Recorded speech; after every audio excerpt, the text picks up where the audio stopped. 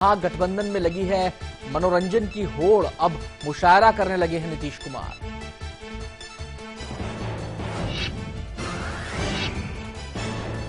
बिहार के चुनावी रण में मोदी पर लालू और मीसा का हमला, आरक्षण को लेकर गलत बयानी का लगाया आरोप, कहा संविधान नहीं जानते पीएम। मीसा ने पीएम पर दिया आपत्तिजनक बयान।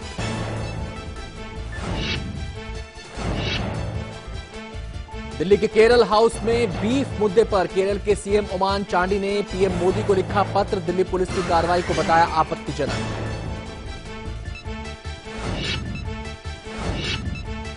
गिरफ्तार अंडरवर्ल्ड डॉन छोटा राजन को भारत लाने की तैयारी, ऑस्ट्रेलिया की सूचना पर कल इंडोनेशिया के बाली में हुआ था गिरफ्तार, 1993 में हुआ था फरार। महिला से छेड़छाड़ और मारपीट के आरोप में क्रिकेटर अमित मिश्रा पहले गिरफ्तार, फिर हुए रिहा। बेंगलुरु पुलिस ने किया था गिरफ्तार, अमित का आरोपों से इनकार। नागपुर में एक दुकानदार पर तलवारों से हमला, हमले की तस्वीरें सीसीटीवी में कैद। सीसीटीवी में कैद तस्वीरों के सहारे हमलावरों की पुलिस कर रही है तलाश।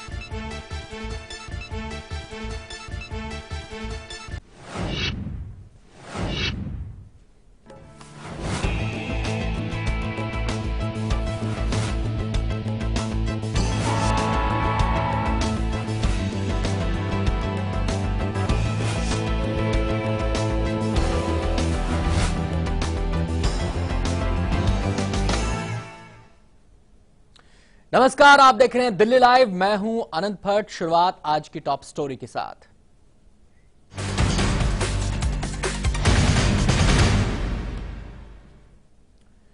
और टॉप स्टोरी में आज हम बात करेंगे दिल्ली सरकार और एमसीडी के बीच कूड़े पर हो रहे कोहराम की, जिसमें अब नया ट्विस्ट आ गया है। डर इस बात का है कि कहीं दिल्ली वालों की दिवाली कूड़े पर मचे इस कोहराम की भेंट न चढ़ जाए। रविवार को आम आदमी पार्टी ने छाती ठोककर सफाई कर्मियों के बकाये के भुगतान और हड़ताल खत्म होने का ऐलान किया था, लेकिन सफाई कर्मी आरोप लगा रहे हैं कि दिल्ली सरकार वादा खिलाफी कर रही है, लिहाजा हड़ताल खत्म नहीं हुई है। एमसीडी सफाई कर्मचारी दिल्ली का सीवर पानी बंद करने की चेतावनी भी दे रहे हैं।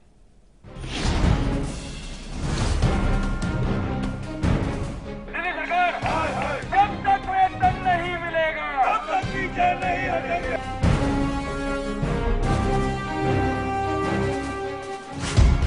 क्या कूड़े के ढेर पर दिवाली मनाएगी दिल्ली?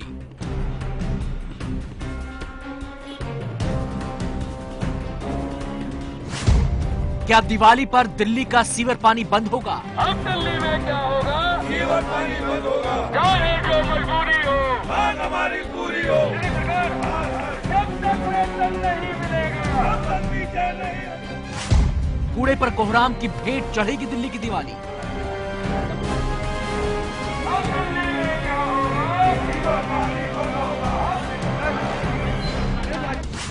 एमसीडी दिल्ली सरकार की लड़ाई में क्यों पिसे दिल्ली?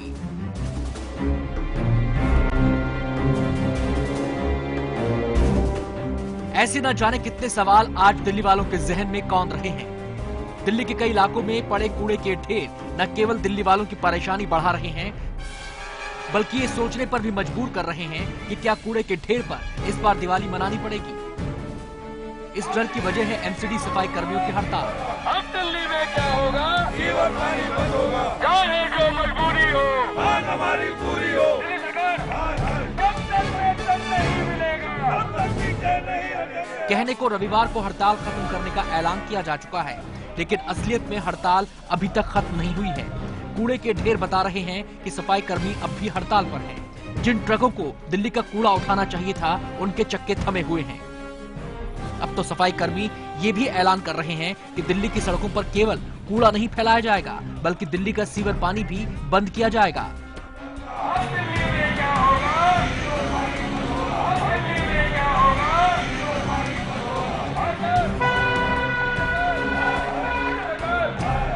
आप सोच रहे होंगे कि जब रविवार को हड़ताल खत्म करने का ऐलान हो चुका है, तो फिर सफाई कर्मी सुर में बात क्यों कर रहे हैं? इस पर सफाई कर्मियों का कहना है कि दिल्ली की केजरीवाल सरकार लोगों को गुमराह कर रही है। सफाई कर्मियों का कहना है कि रविवार को फंड रिलीज करने का ऐलान किया गया, लेकिन बाद में सरकार अपनी बात से पलट गई। मजबूर होकर के हम लोगों को ये कदम उठाना पड़ रहा है। और जो सरकार है झूठ बोलती है, आए दिन सरकार झूठ बोलती है। केजरीवाल तो झूठ के मास्टर हैं, उनको तो मास्टर डिग्री भी देनी चाहिए कि जो झूठ बोलने में उनकी। सफाई कर्मियों ने संजय गहलोत नाम के उस यूनियन लीडर को भी हटा दिया है जो हड़ताल खत्म करने को लेकर हुई बातचीत में शामिल था। सफाई कर्मियों का आरोप है कि संजय गहलोत ने उन्हें भी अंधेरे में रखा। जो उनके साथ समझौता हुआ, उस समझौते में संजय गहलोत के सिग्नेचर हैं और उन्होंने दिसंबर में किस्त दे, जो तिमाही किस्त होती है वो किस्त देने की बात कही है दिसंबर में। उस समझौते पे संजय गहलोत के हस्ताक्षर है। तो ये स्ट्राइक को खत्म करिए। कोई सफाई कर्मचारी वर्क पर कोई ध्यान नहीं दे रहे। सफाई कर्मियों के तेवर साफ बयां कर रहे हैं कि कहानी में नया ट्विस्ट आ चुका है। हालांकि पहले भी एक धड़े ने ही हड़ताल खत्म करने का ऐलान किया था, लेकिन अब सब एक सुर में हड़ताल की बात कर रहे हैं। ईस्ट एमसीडी के मेयर भी दिल्ली सरकार की मंशा पर सवाल उठा रहे हैं। पॉलिटिक्स भी इतनी गंदी पॉलिटिक्स कर रहे हैं कि जो हमारे सफाई कर्मचारी भाई बहन हैं उनके साथ भी झूठ बोल करके, उनको वायदा करके अगले दिन उस वायदे से मुकर रहे हैं। दिल्ली में आपकी सरकार है और एमसीडी में बीजेपी काबिज है, लिहाजा सियासत भी गरमाई हुई है। बीजेपी ने केजरी सरकार पर एमसीडी सफाई कर्मियों को धोखा देने का आरोप लगाया है। दिल्ली सरकार, दिलीप पांडे जी और आपके मंत्री जी ने ये क्यों अनाउंसमेंट करी कि 1100 करोड़ रुपया हम इमीडिएटली रिलीज कर रहे हैं और अपनी हड़ताल वहां खत्म भी हो गई थी। लेकिन देखिए, वादा खिलाफी देखिए और इस सरकार का झूठ देखिए। या तो परसों जो उन्होंने 3 दिन पहले जो बयान दिया था वो गलत था, या दिलीप पांडे जी के साथ जो प्रेस कॉन्फ्रेंस करी वो झूठ थी। दोनों में से एक झूठ तो था ही था। चलिए अब आपको सुनवाते हैं रविवार को आप नेता दिलीप पांडे ने क्या कहा था। हमारे सफाई कर्मचारी जो साथी हैं उनकी एक और मांग थी कि उनके एरियर्स का भुगतान होना चाहिए जो बहुत लंबे समय से एमसीडी द्वारा नहीं किया गया है। और हमें लगता है कि हाँ, एक जायज मांग है। जो साथी एरियर के हकदार हैं उन्हें उनका एरियर मिलना चाहिए और संगठन सरकार से बातचीत करके एमसीडी के साथ संवाद स्थापित करके दिवाली के आसपास उस एरियर का भुगतान करवाने की भी पूरी कोशिश करेंगे। रविवार को एमसीडी को 1100 करोड़ रुपए रिलीज करने का ऐलान किया गया, लेकिन सफाई कर्मी दिल्ली सरकार पर गुमराह करने का आरोप लगा रहे हैं। अब सवाल यह है कि कूड़े पर मचे इस कोहराम में कौन सही है और कौन गलत, कौन सच बोल रहा है और कौन झूठ। सवाल जनता भी पूछ रही है, आखिर उसका क्या कसूर है? इस सियासी जंग में वो क्यों पिस रही है? आखिर कूड़े पर मचे कोहराम का जिम्मेदार कौन है? अब दिल्ली में क्या होगा? जीवन पानी बंद होगा, चाहे जो मजबूरी हो, मांग हमारी पूरी हो। दिल्ली सरकार, जब तक वेतन नहीं मिलेगा तब तक पीछे नहीं हटेगा। दिल्ली से मोनिका सिंह के साथ ब्यूरो रिपोर्ट, लाइव इंडिया। और अब हम सीधे रुक करेंगे, संवाददाता मोनिका सिंह हमारे साथ फोन लाइन पर जुड़ गई हैं और जानकारी देने के लिए। मोनिका, रविवार को हड़ताल खत्म करने का ऐलान हुआ, अब कहा यह जा रहा है कि हड़ताल जारी है, दिवाली करीब है, रास्ता कोई निकलता हुआ दिखाई दे रहा है या फिर वैसे ही हालात बन जाएंगे? देखिए, जिस तरीके से एमसीडी कर्मचारियों को एक आश्वासन जरूर दिया गया था दिल्ली सरकार की तरफ से कि दिवाली से पहले ही उनके भी जो एरियर्स हैं या फिर जो उनकी बकाया सैलरी है उसको रिलीज कर दिया जाएगा, लेकिन अभी तक इसमें इस बाबत अभी तक कोई ठोस कार्रवाई नहीं हो रही है या कोई कदम नहीं उठाए जा रहे हैं, जिसकी वजह से एमसीडी का जो एक धड़ जिसने स्ट्राइक कॉल ऑफ भी की थी, अब उन्होंने दोबारा ऐलान कर दिया है कि वो इस हड़ताल में जुड़ गए हैं और जब तक दिल्ली सरकार उनकी मांगे नहीं मान लेती, दिवाली से पहले उनके एरियर्स को क्लियर नहीं कर देती, तब तक ये इनकी हड़ताल जो है वो जारी रहेगी। खास करके आपको बताएं कि दिल्ली में इस वक्त अभी इंडो अफ्रीकन समिट भी चल रहा है और साफ जो सचिवालय के पास ही है उसका वेन्यू, उनका साफ तौर पर ये कहना है कि अगर दिल्ली सरकार उनकी मांगे नहीं मानती है, नहीं सुनवाई नहीं होती है, तो वहां जाकर दिल्ली सचिवालय के बाहर ही कूड़ा डालकर अपना विरोध दर्ज कराएंगे। जी, आपने बात की सफाई कर्मियों से, आपने मेयर साहब से भी बातचीत की, बीजेपी नेताओं से बातचीत हुई। दिल्ली सरकार का क्या रुख सामने आ रहा है? सवाल उठाए जा रहे हैं दिलीप पांडे के उस स्टेटमेंट को लेकर जब रविवार को उन्होंने कहा था कि हड़ताल खत्म हो गई है। बिल्कुल, देखिए, दिल्ली सरकार ने जब पहले भी ऐलान किया था तो जो उन्होंने समय सीमा दी थी उसके बाद भी जो उनका अपना जो एक आश्वासन उन्होंने दिया था उस पर वो खरे नहीं उतरे हैं। ये कहीं तो ये समय सीमा बढ़ाकर अब दिवाली तक कर दी गई थी और कहीं ना कहीं जो एमसीडी के कर्मचारी हैं उनको ये आश्वासन दिया गया था कि दिवाली से पहले उनको ये एरियर्स दे दिए जाएंगे, लेकिन अब जैसे जैसे दिल्ली सरकार का भी जो कदम उठाए जा रहे हैं या फिर जो उनकी तरफ से ऐलान किया गया है कि थोड़ा समय और लग सकता है, तो उसके बाद से ही एमसीडी कर्मचारियों का जो गुस्सा है वो कहीं तो सड़कों पर जरूर दिखाई दे रहा है, जिससे परेशानी भी हम लोगों को हो रही है। हमने मेयर हर्ष मल्होत्रा की बात सुनी, उनका कहना यह था कि पहले बात थी कि आप इस महीने के आखिर तक दे दिया जाएगा, लेकिन फिर बयान बदल गया। अब कहा जा रहा है कि जनवरी तक ये बात जारी है। क्या इस बात को लेकर ज्यादा नाराजगी है?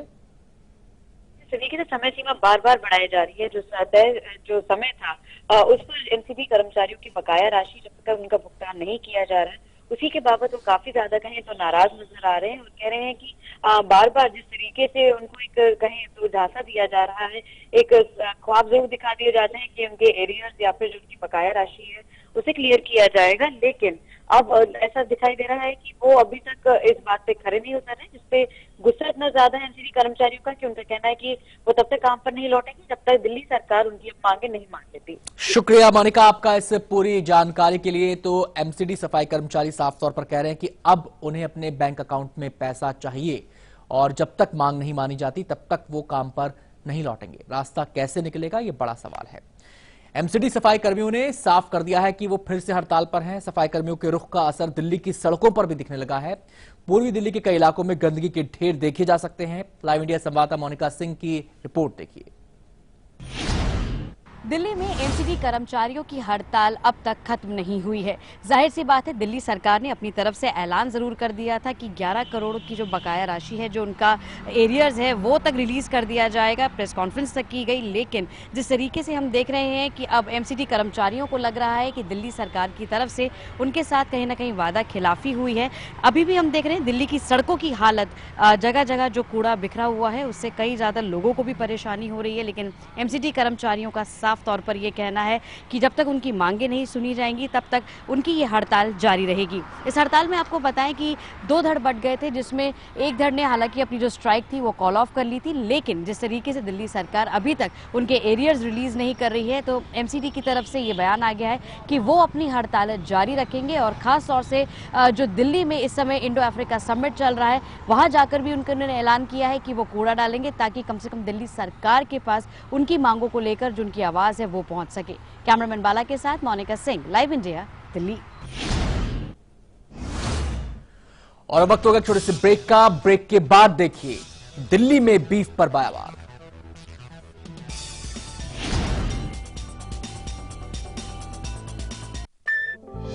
आ गए जी, आ गए।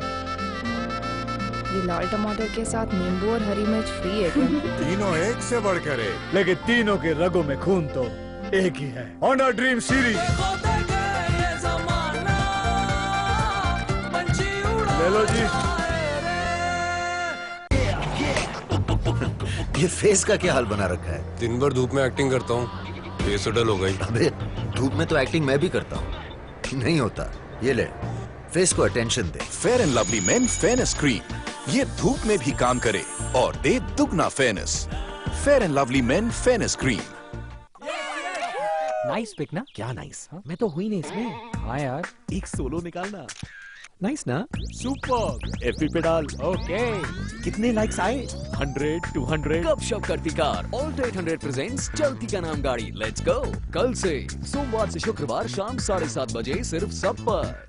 भारत को एकता के सूत्र में बांधने वाले लौह पुरुष, जिन्हें गांधी जी ने कहा सरदार। सरदार साहब ने हमें एक भारत दिया, श्रेष्ठ भारत बनाना हमारी जिम्मेवारी है। एक भारत श्रेष्ठ भारत, इस सपने को पूरा करने के लिए भारत की जो महान विरासत है, वो विरासत विविधता में एकता की है। मुझे विश्वास है हमारी जगह सारी दुनिया में बहुत ऊंची होगी। सरदार वल्लभ भाई पटेल को शत शत नमन। एमपी अजब है, सबसे गजब है। एक नहीं, दो नहीं, सैकड़ों यहाँ शेर हैं। पेच में था मोगली का नाम है बारहसिंह है। एमपी अजब है, मांडू का महल है कि जहाज है, कोई तो बताए। जय विलास के झूमर संग 10 हाथी लटके, सोच के सर चकराए। एमपी अजब है, अरे सबसे गजब है। संगमरमर खुदता नहीं, छूता आसमान है, और साची देता सबको शांति का फरमान है। MP अजब है, अरे सबसे गजब है। हमारे इंडियन वैल्यूज कितने स्वीट होते हैं ना। देखिए, किसी को भी डिस्टर्ब करना बिल्कुल पसंद नहीं। So sweet.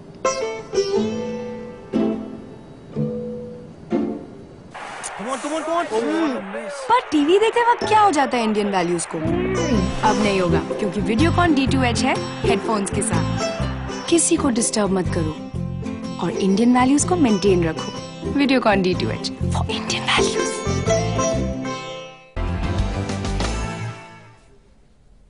आप देख रहे हैं दिल्ली लाइव और अब बारी है दिल्ली लेंस की।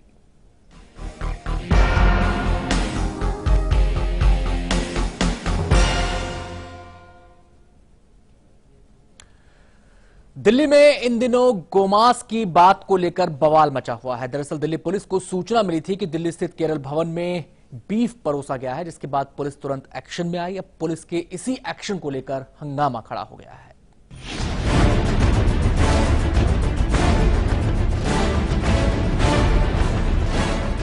यूपी के दादरी से शुरू हुआ बीफ विवाद थमने का नाम नहीं ले रहा और अब यह दिल्ली में भी दस्तक दे चुका है।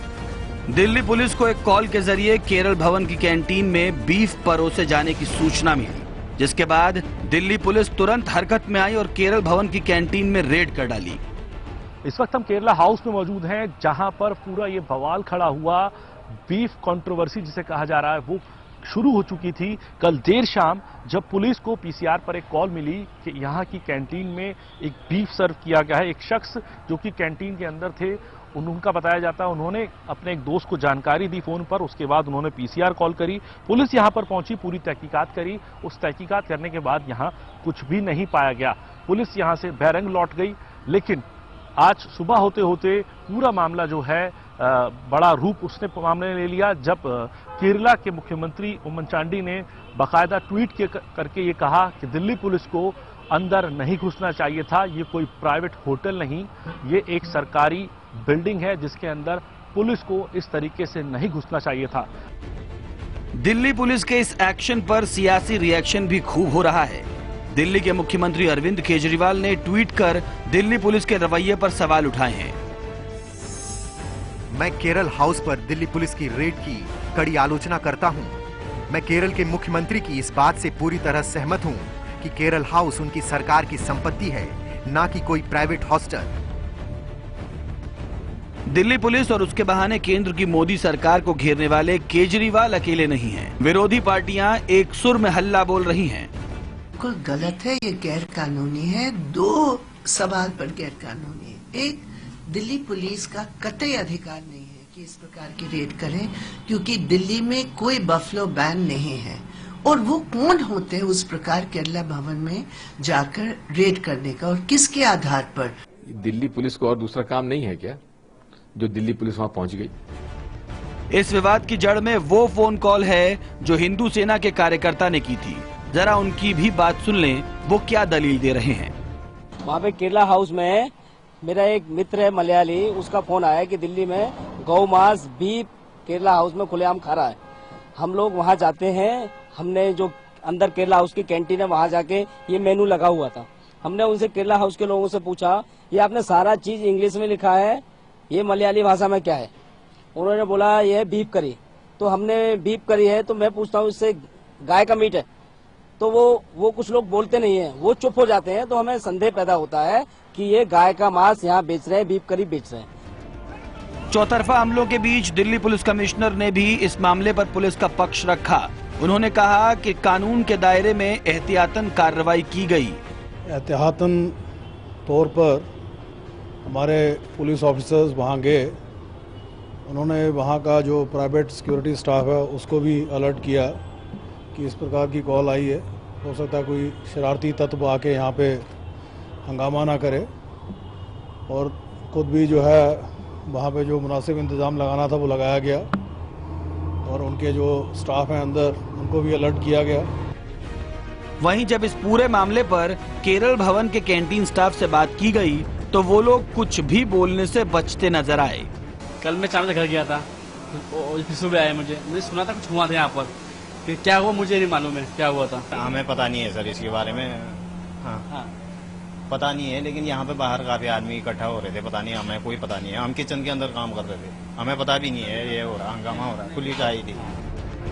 दिल्ली पुलिस के इस तरह से केरल भवन में रेड करने पर विवाद बढ़ता ही जा रहा है। रेजिडेंट कमिश्नर ने Delhi police commissioner BS Bassi को चिट्ठी लिखकर शिकायत की है। इसके अलावा केरल के सांसदों ने केरल भवन के सामने जमकर विरोध प्रदर्शन किया। Siddharth Sharma, live India, Delhi. और इस मामले को लेकर केरल के मुख्यमंत्री ओमान चांडी भी खासे नाराज हैं। उन्होंने अपनी नाराजगी जाहिर करते हुए PM मोदी को चिट्ठी लिखी है। उन्होंने कहा है कि वो गृह मंत्रालय को निर्देश दें कि दिल्ली पुलिस के जो अफसर इस पूरे एक्शन में शामिल थे उनके खिलाफ कार्रवाई की जाए। उन्होंने इसको घोर आपत्तिजनक बताया है। ये चिट्ठी इस समय आप अपने टीवी स्क्रीन पर देख रहे हैं।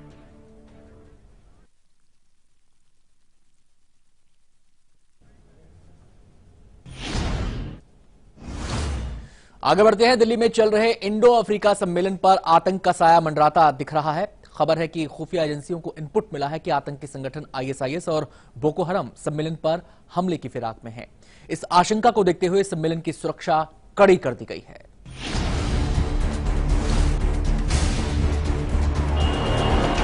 दिल्ली में 26 अक्टूबर से इंडो अफ्रीकन समिट चल रहा है। ये सम्मेलन 29 अक्टूबर तक चलेगा। सम्मेलन के बीच में ही कैसी खबर आई है जिसे सुनकर सुरक्षा एजेंसियों के कान खड़े हो गए हैं। लिहाजा सुरक्षा बेहद कड़ी कर दी गई है। दरअसल खुफिया एजेंसियों को इनपुट मिला है कि आतंकी संगठन ISIS और बोको हरम सम्मेलन को निशाना बना सकते हैं। इंडिया अफ्रीका समिट में आतंक का खतरा मंडरा रहा है। दरअसल IB ने यह अलर्ट जारी किया और ये जानकारी दी है कि आतंकी जो है इस समिट को अपना निशाना बना सकते हैं। यूं तो शुरुआत से ही सम्मेलन के लिए 5 स्तरीय सुरक्षा घेरा तैयार किया गया है, जिसमें दिल्ली पुलिस के साथ ही अर्धसैनिक बलों के जवानों को भी शामिल किया गया। लेकिन आतंकी हमले की आशंका के खुफिया अलर्ट के बाद अब चप्पे चप्पे की निगरानी की जा रही है। CCTV कैमरों से निगाह रखी जा रही है। साथ ही उन होटलों की सुरक्षा भी चाक चौबंद कर दी गई है जहां सम्मेलन में शामिल देशों के प्रतिनिधि ठहरे हुए हैं। यहाँ पर अगर एयरपोर्ट से IG स्टेडियम की बात की जाए, तकरीबन 2000 CCTV कैमरे जो हैं वो लगाए गए हैं और साथ ही 25,000 से ज़्यादा पैरामिलिट्री फोर्सेस और दिल्ली पुलिस के जवान जो हैं वो इस पूरे रूट पर तैनात किए गए हैं और तकरीबन 180 से ज़्यादा ऊंची इमारतों पर स्नाइपर्स तैनात किए गए हैं। तकरीबन 100 से ज़्यादा स्नाइपर्स तैनात किए गए हैं। 2 हेलीकॉप्टर भी निगरानी करेंगे। अगर कोई भी किसी भी तरह के हमला करने की कोशिश करता है तो उस हमले को निस्तो नाबूद किया जा सके। और साथ ही जिन होटलों पे राष्ट्रीय अध्यक्ष ठहरेंगे वहाँ पे भी सुरक्षा जो है वो काफ़ी ज़्यादा चौक चौबंद कर दी गई है। सम्मेलन में 54 देश हिस्सा ले रहे हैं। ISIS और नाइजीरियाई आतंकी संगठन बोको हरम के हमले की आशंका को देखते हुए सुरक्षा एजेंसियां कोई जोखिम नहीं लेना चाहती, लिहाजा सुरक्षा घेरे को और मजबूत कर दिया गया है। Ravi Jalhotra, live India, Delhi. वक्त होगा छोटे से ब्रेक का। ब्रेक के बाद देखिए बिहार चुनाव में केजरीवाल का तड़का।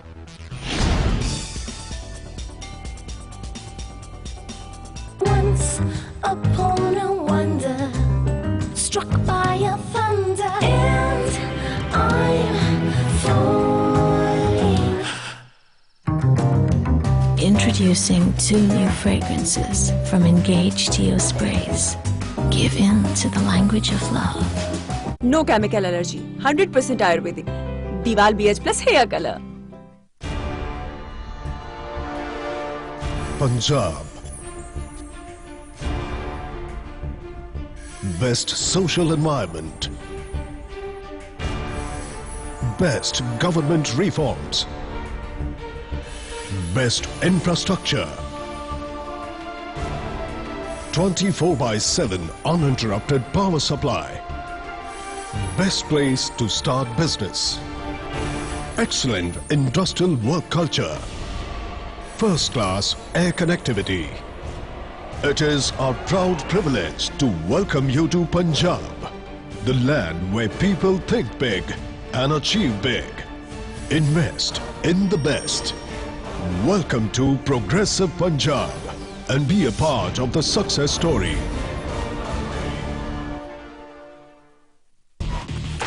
बाइकर्स के लिए fair and lovely men face wash. इसका मैग्नेट एक्शन जमे हुए डर्ट और पोल्यूशन को खींच निकाले और दे fresh instant bright look. Fair and lovely men face wash.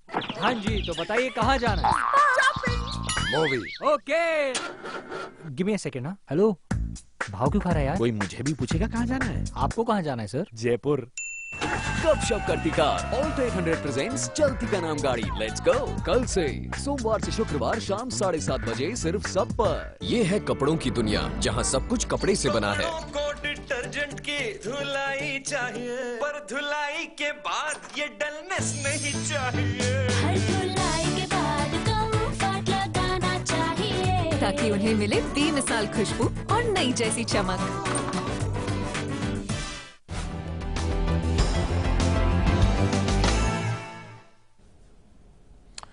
Break के बाद स्वागत है आपका। आप देख रहे हैं दिल्ली लाइव और फटाफट कुछ और खबरों पर नजर।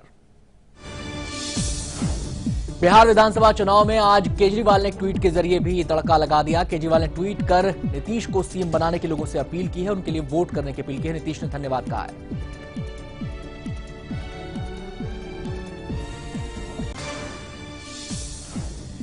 दिल्ली के इंदिरा गांधी अंतर्राष्ट्रीय हवाई अड्डे से 4 इराकी छात्रों को गिरफ्तार किया गया है। ये फर्जी फ्रेंच पासपोर्ट पर यात्रा कर रहे थे। ये टूरिस्ट वीजा पर भारत आए हुए हैं। कांग्रेस नेता बरखा सिंह के खिलाफ बाल अधिकार संरक्षण आयोग में शिकायत दर्ज करवाई गई है। बरखा पर आरोप लगाया गया कि उन्होंने हाल ही में सीएम केजरीवाल के घर के बाहर हुए प्रदर्शन में नाबालिग लड़कियों को भी शामिल किया था। सीबीआई ने सोमवार को आप एमएलए और दिल्ली सरकार से बर्खास्त मंत्री आसिम अहमद खान के आधा दर्जन ठिकानों पर छापेमारी की। ये छापे दिल्ली और गाजियाबाद के ठिकानों पर मारे गए। दिल्ली पुलिस अपनी छवि चमकाने के लिए विज्ञापन का सहारा ले रही है। अखबारों में विज्ञापन में लिखा है कि दिल्ली पुलिस भ्रष्टाचार के अवसरों को जड़ से खत्म कर रही है।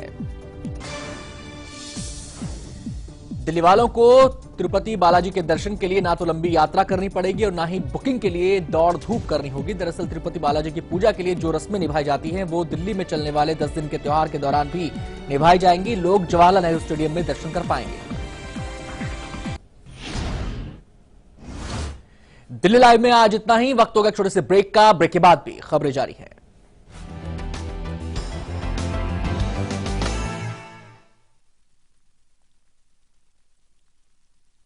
रूप मंत्रा आयुर्वेदिक फेस क्रीम, ये कोई कॉस्मेटिक नहीं, आयुर्वेदिक औषधि है। कि बिहारियों के डीएनए का अध्ययन ठीक से नहीं है इनको। अब भी लोकतंत्र के इस डीएनए को आप नहीं समझ पाएंगे क्या? एक बिहारी सब पर भारी पड़ेगा, यह हमारा डीएनए। राजनेताओं का अहंकार इतना 7वें आसमान पर होता है। अहंकार मेरे खून में नहीं है, अपने अहंकार में डूबे रहते। रोम रोम रग रग में स्वाभिमान है। देश मेरा रंगरेज बाबू।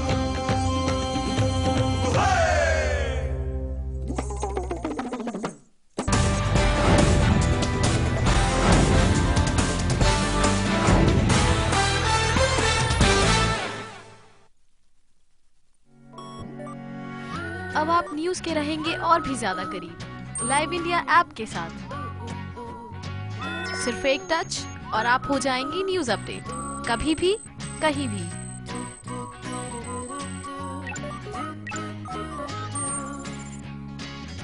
लाइव इंडिया ऐप हथेली पर दुनिया। डाउनलोड करें गूगल प्ले स्टोर और ऐप स्टोर से। एक शहर जो हर सपने को देता है उड़ान। लोकल की पटरियों पर दौड़ती जिंदगी का उफान। यहाँ पल पल बदलती है सियासी चाल। जहां अंडरवर्ल्ड के साए से होती है जंग। ना सोता है ये शहर, ना सोते हैं हम, क्योंकि खबर दिखाते हैं हम।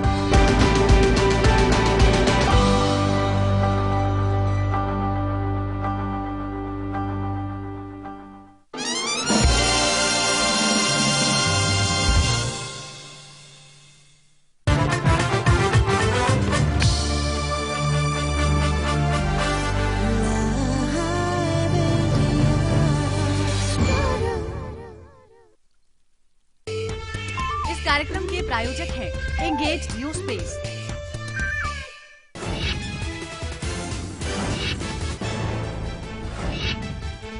वाजपेयी के सहयोगी रहे पूर्व मंत्री अरुण शौरी का मोदी सरकार पर बड़ा हमला, कहा अब तक की सबसे कमजोर और दिशाहीन है मोदी सरकार। लोग मनमोहन सिंह को करने लगे हैं याद, शौरी के बयान पर मचा सियासी घमासान। नीतीश ने की 3 इडियट सॉन्ग को लेकर मोदी ने